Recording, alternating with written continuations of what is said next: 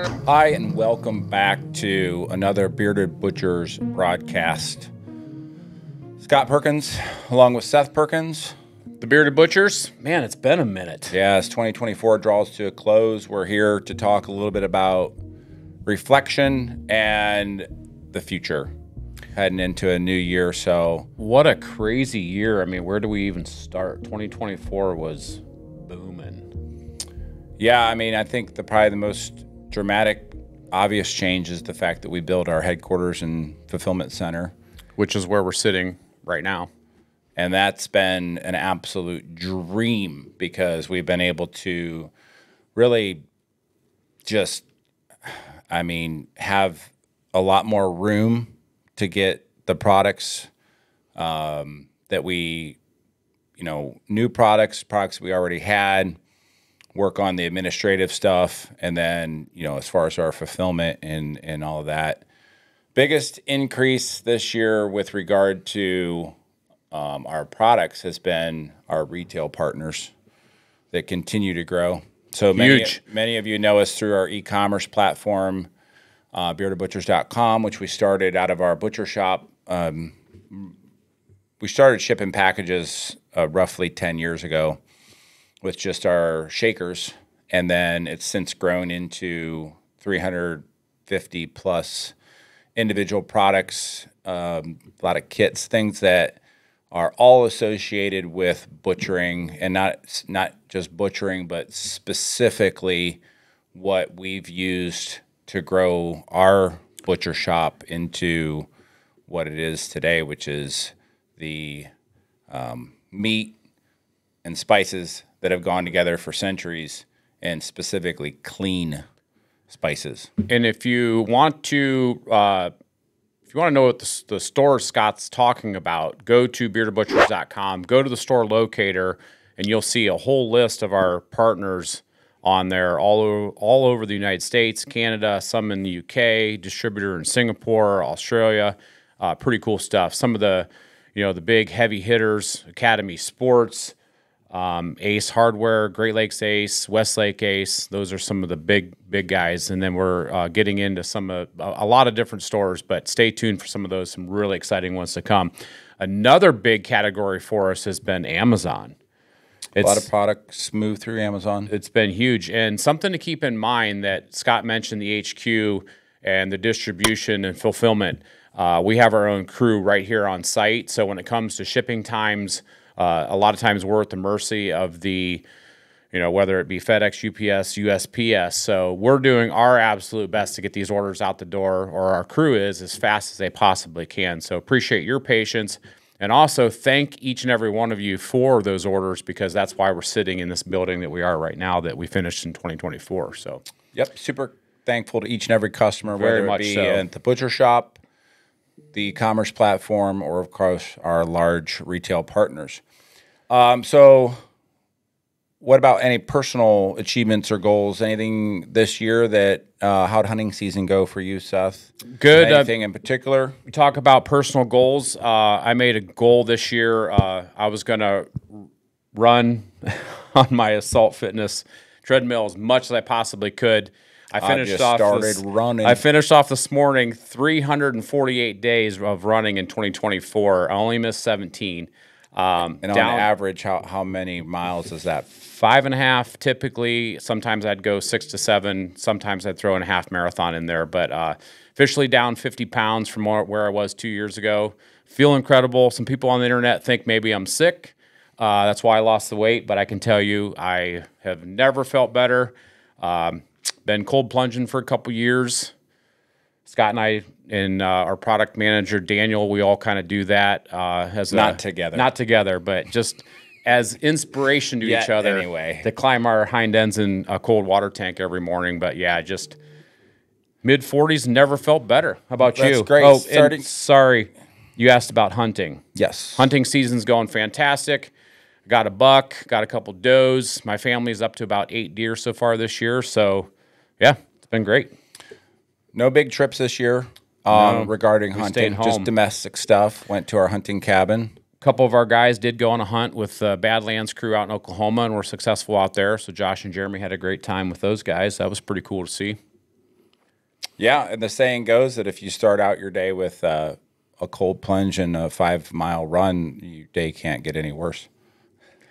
How about you? Any personal achievements that you were working on? Any little bit extra Nothing in cream particular. cheese on your bagel? I'm not a big resolution guy just because I feel like, you can just be basically your resolute can be today, whatever you want to try to improve on or whatever, rather than wait till the year. But I did want to try to spend more time, just outdoors. I think outdoors and spend time in nature is a great piece of therapy. And part of that is, obviously with my family. And then as far as the business, we kind of I personally wanted to kind of be involved in like inventing something, which I mean, we have our trademarks and stuff like that, which I guess if you look at those kind of like along the theme of a patent, those are sort of inventions. But I was pretty happy with what we would consider like our caveman era that we kind of created this year. Started out with a YouTube video early this year, cutting a caveman. We call it a caveman steak, but it's the old 96er. Took the internet by storm. You talk about inventing. We've been inventing recipes for our DIY kits for years. Somebody on the internet actually, they had no idea, behind the scenes, obviously, of our brand, and they made a comment about how all we do is take another manufacturer's spice and slap our brand on it because we have such a recognizable brand. But it's certainly not true. Our maple seasoning, you talk about inventions, those created that in-house. I mean, you go down through the list. We've been using these in our butcher shop for nearly 30 years. So, and now we're just making them available to the public. So those are always fun. New recipes, coming up with new ideas.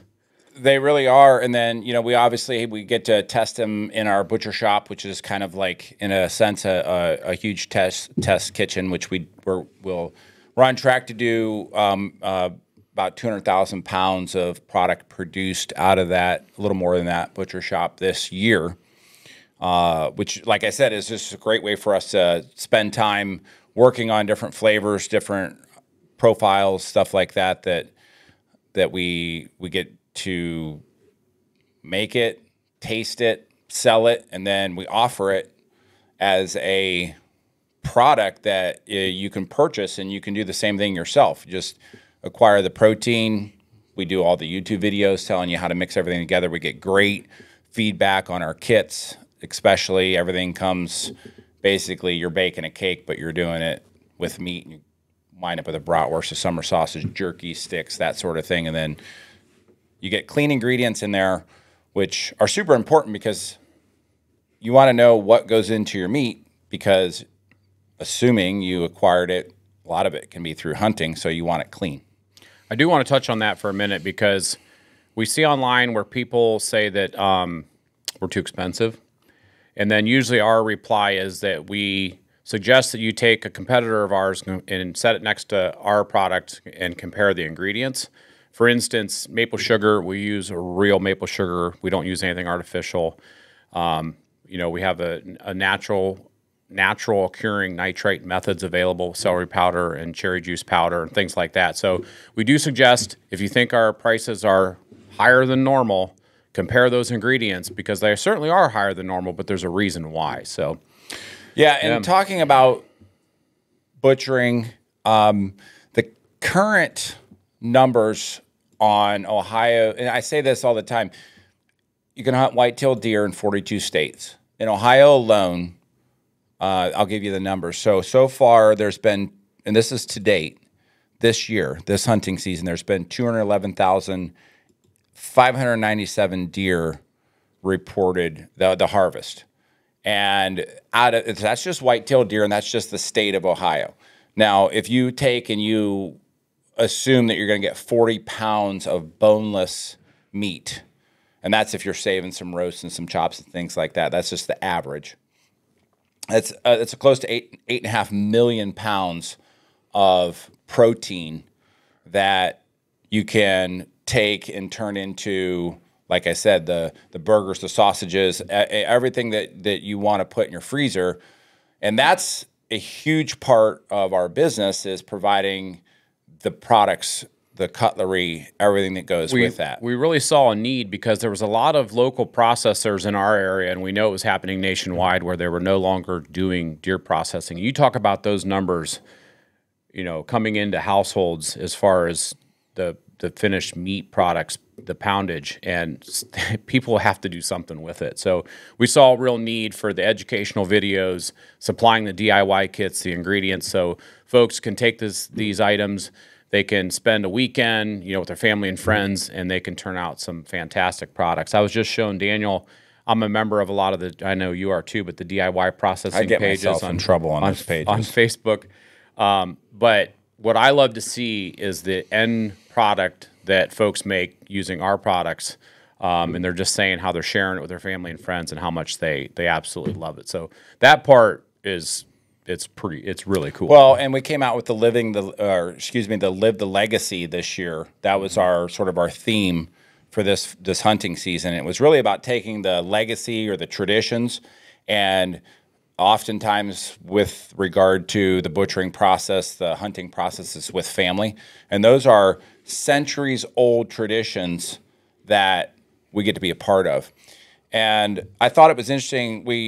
I wanted to touch on whether or not, you know, looking at meat as a whole, protein, what it will look like heading into the next administration, and whether or not we think that'll be more or less favorable. We've been pretty vocal about what we would consider as blowback or headwinds regarding our channels with related to our social media suppression, other channels that don't obviously aren't doing meat with similar subscription base get far more views. We've had people tell us that they were simply unsubscribed, weren't seeing our content. That has improved recently, and we've kind of gained some ground back into that. You've got something I would to say like to here. add, our YouTube channel is still, the algorithm is still suppressed. We know that. But I do want to bring up that recently, within the last month or so, my Instagram was taken down completely. 1.1 million followers. Woke up on a Saturday morning and it was gone. You couldn't even appeal it. So I'm not going to mention any names, but I had some pretty higher ups that helped me get it back. So I was thankful for that. Instagram's doing well, but our Facebook account was hacked a couple months ago. We've been working vigorously at getting that back, but that was hacked, and we had some issues with that. But so, right, and they're kind of two different things, because like with your personal Instagram account, that was clearly somebody with power on that platform just literally clicked the button, took you off. So. And the reason we know that is because, like he said, he was able to get to very high up in both political and the meta levels, and they just unchecked the box and everything was back. Which it's Seth Perkins, by the way, if you want to go check out my personal page. The hacker was probably just a bad actor, unrelated to any political or sort of agenda, but working through that. So as we look at what we would consider our business as a whole, carnivore lifestyle as a whole, the consumption of meat, harvesting animals, obviously the archery and firearms and shooting sports, everything that goes with it, what it might be like as we enter into 2025. And I really feel like that we're going to have some favorable tailwinds. When you go out and you shoot a deer, you take the meat back into your house. I would say the majority of the time, there's, again, could be some people that don't care for the product, but for centuries, you've been responsible for your food sources, the, preservation of meat. Freezing is obviously super easy and one of the best, if not the best way to preserve meat. Point I'm making here is there's a bill that's been introduced to the House, and I want to talk briefly about it. It's called the Prime Act, and I want to read to you what this is about, because it could have potential huge implications on processors like ourselves. So I'm going to read here the bill, and then we can talk a little bit about it. But this is called the PRIME Act because it's an acronym for Processing Revival and Intrastate Meat Exemption Act, or the PRIME Act. So I want to make this clear first. There is already what we call custom slaughter, not for sale slaughter. So you can operate, there's different rules within your state, but you can operate in the state of Ohio a custom slaughter and processing operation where you're registered with the state. Let's assume Seth raises animals, but he doesn't do the butchering step. He just is the farmer. He can bring them to me, say I'm the processor. I can butcher those animals. I can package them up, and I can return them to him, and he can distribute those to members of his own household, or if somebody wants to buy a share, which is typically done by the hanging weight, a whole half or a quarter, then they can take it into their household. That's already in place. It's called custom exempt slaughter. You don't need a meat inspector. You don't need a governing body like the USDA or the ODA to be there for the slaughter step or the processing step. That's in place now. The issue is finding the processor. That is an issue, and I think some of this is to help with that. But I'll read you the bill here. The bill exempts from federal inspection requirements animals and meats that are slaughtered and prepared at custom animal slaughter facilities for distribution within the state. Under current law, a custom slaughter exemption applies if the meat is slaughtered exclusively for personal, household, guest, or employee uses. Specifically, the bill expands the federal inspection exemption to include the slaughter of animals or the preparation of carcasses, meat, and meat food products that are slaughtered and prepared at a custom slaughter facility in accordance with the laws of the state where the facility is located, and prepared exclusively for distribution to household consumers in the state, or restaurants, hotels, boarding houses, grocery stores, or other establishments in the state that either prepare meals served directly to consumers or offer meat and food products for sale directly to consumers in the state.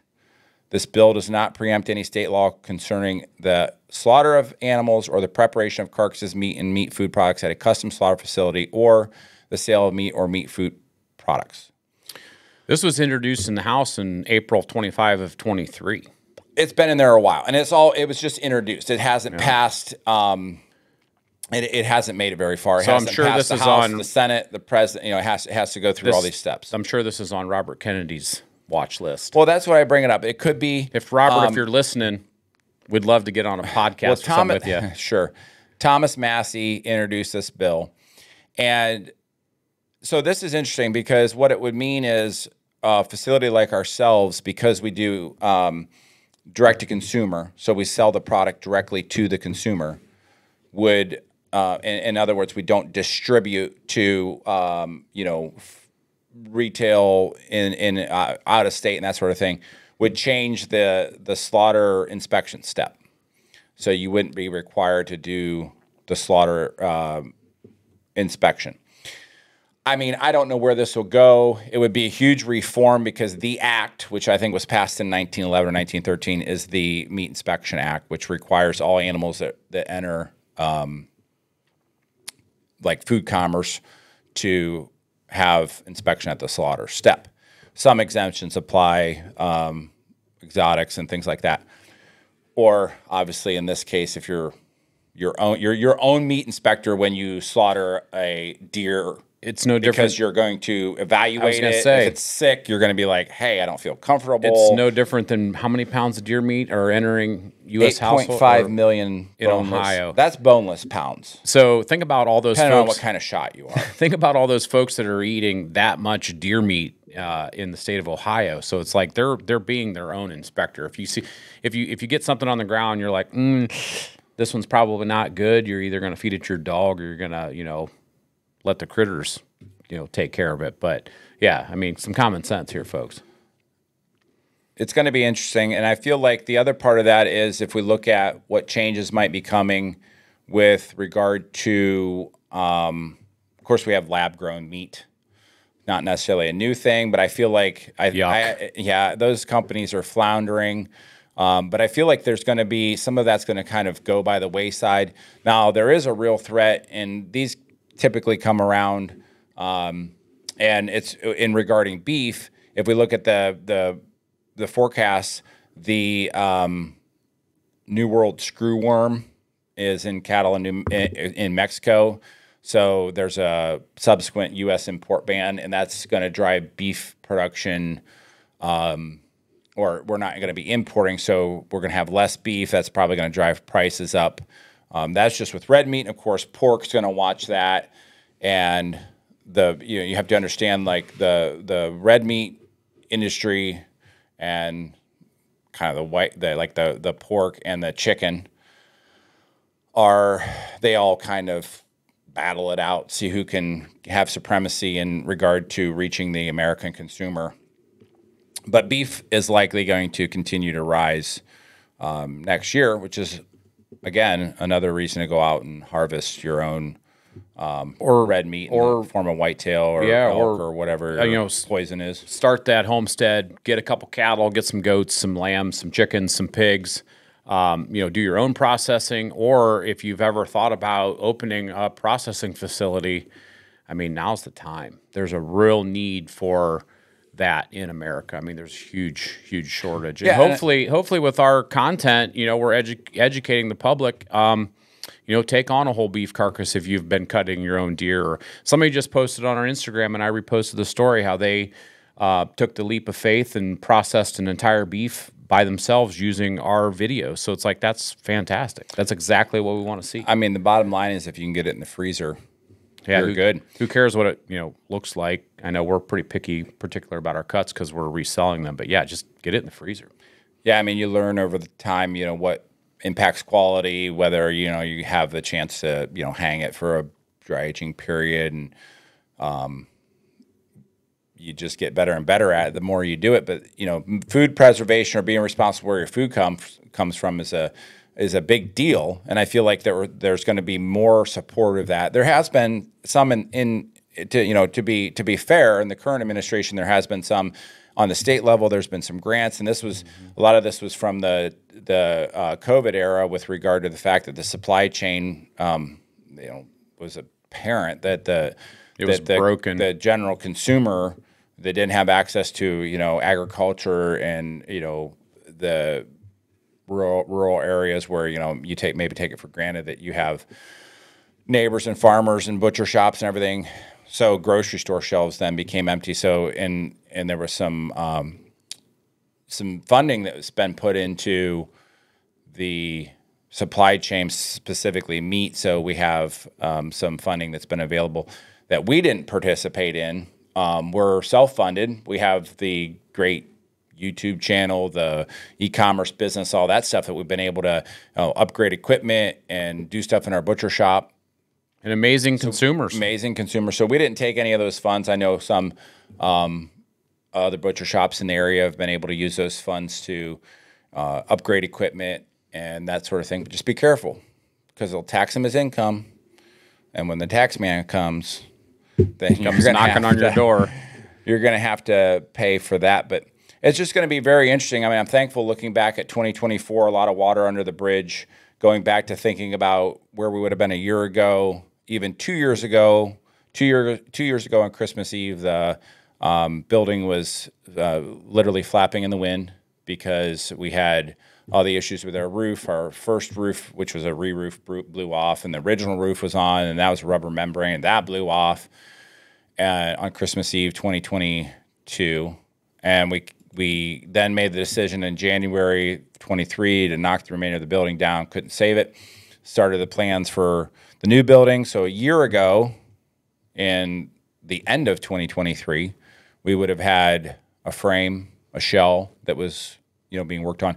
All these decisions to make, all this money's involved, all the risk that you think of. And when Seth and I sit here, of course, we have our brother Sean that is in the shop with us every day. But it's really, it's up to the three of us to make every single decision about what our future, what we think our future should be. Obviously, by the grace of God and with lots of prayer and things like that, we try to make these decisions, but there's no There's no board. There's no. I mean, of course, our father is still with us today, but he's not involved with the business. And so we do have his genetics, the tenacity right, to never we were quit. taught a lot of things. So we are able to use all of that, but we have to make these decisions, take the risk, and try to keep advancing, moving the ball forward. Yeah, and unfortunately, like I said, without really anybody else telling us, how we should do things or pull strings or whatever. We had some great mentors in business. Unfortunately, some of those have passed, and so now it's like we have each other, and like Scott mentioned, Sean.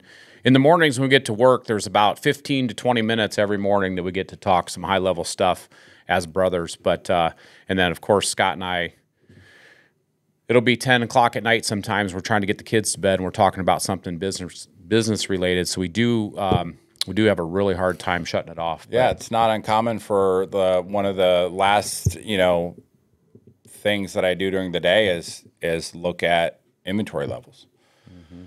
And look at what orders we have in the queue. Are these customers being taken care of? Obviously thinking about what we have to do in our shop, and we really care a lot about the customer, the consumer that we have, and taking care of each and every one of them. And I talk about the food business a lot in the regard that the food business itself, it's a tough one. I mean, Dave Ramsey says the number one way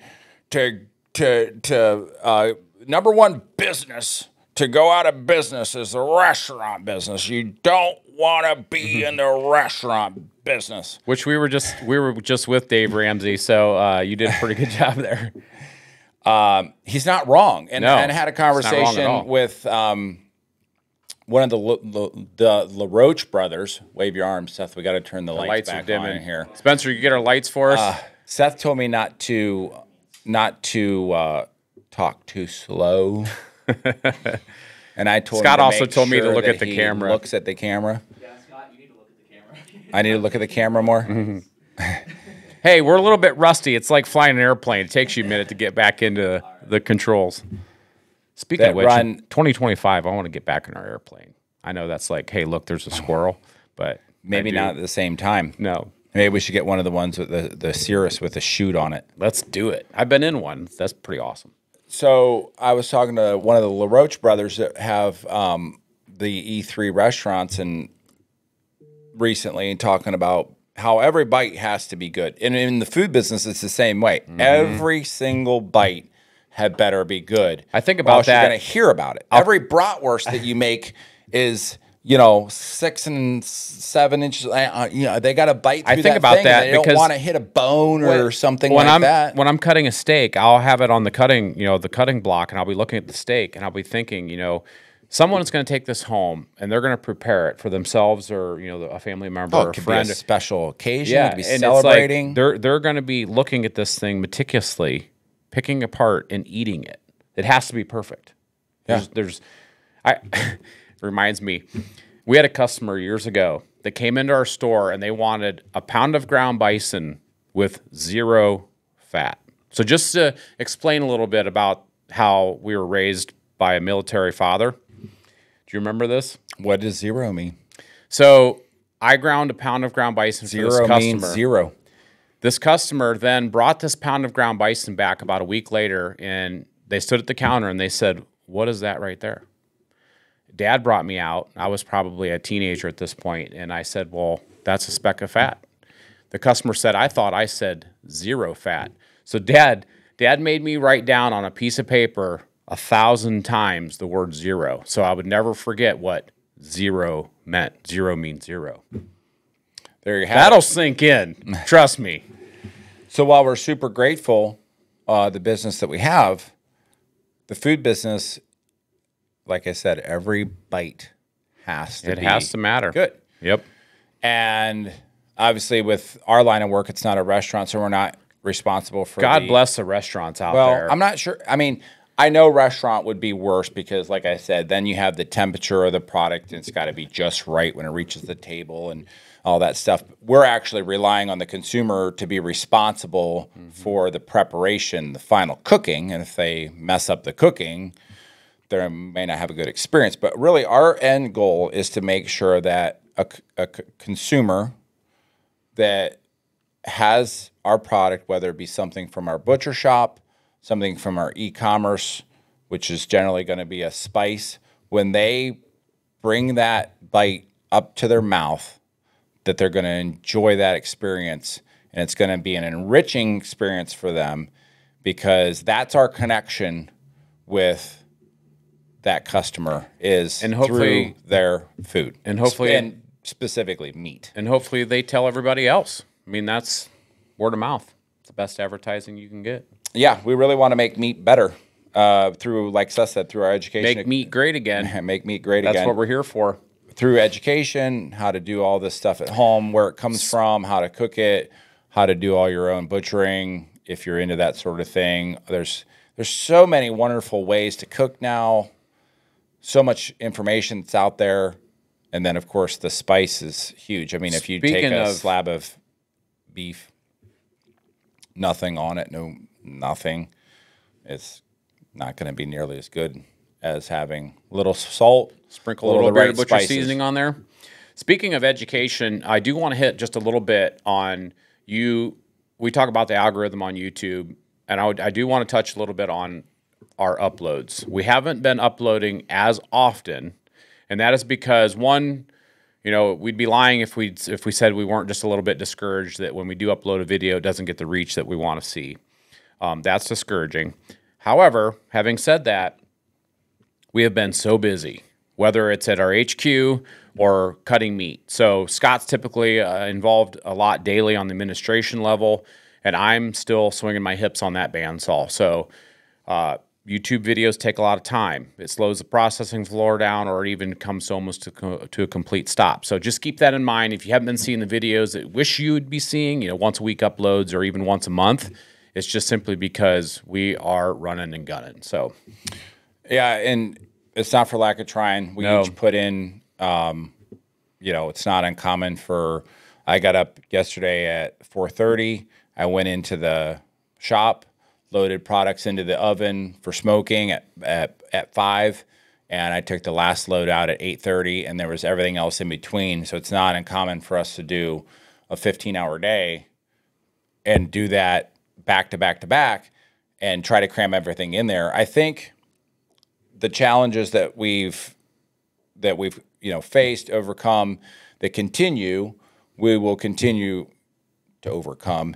And one of the bright spots that I think we have, I know we have, as we enter 2025, is the incredible amount of maturity. I say this as I think about them, but you're going to talk about your boys. I threatened to tie their ankles together. I know. This morning. No, I know exactly what you're saying. 17 and soon to be 15, and Seth's.